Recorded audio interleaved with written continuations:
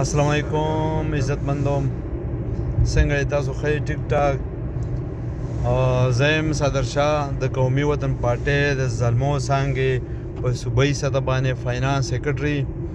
دا وخت موږ د ځوانانو په قافله کې د پېښور نه د چرسدې طرف ته روا دوا یو، او تاسو ته معلومه ده چې حیات محمد خان شیرپاو برسي به نن مناویږي. په ګڼ تعداد به هغې کې نوجوانان، زلمې، مشران، کشران شرکت کوي. حیات محمد خان شهید شیرپاو د شخصیت نه تاسو مونږ ټول ښه واقف یو. هغه یو ډېر ګریټ، عظیم، ینګ، نوجوان لیډر و، د پښتون قوم پہچان و. نو د هغه خدماتو کې نن پښتانه روان دي، دا تاسو ګورئ. او یو ډله ده، یو قافله ده، او چې سر او د اخر فتح نه لګي.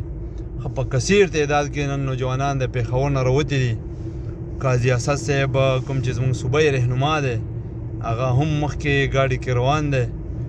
نو انشاءالله مونږ به دا ثابتوو، مونږ به دا خلکو ته ښیو چې زموږ د خوږ لیډر، ګران مشر شهید حیات خان شیرپاو خدمات اوس هم زموږ پړونو کې ژوندي دي.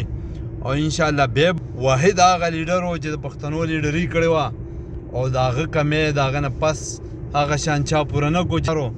او که چا دا کمې د لرې کولو کوشش کړی یا دا کمې چا د پوره کولو کوشش کړی، نو هغه د هغه رور، د هغه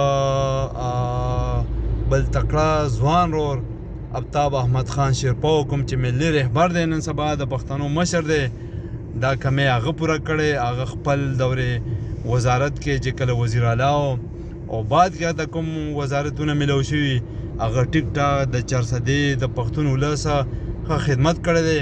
او انشاءالله راتلونکي کې به یو ځل بیا قومي وطن پارټۍ په عروج باندې او یو ځل به بیا د پښتنو خدمت کوي. ډېره مننه.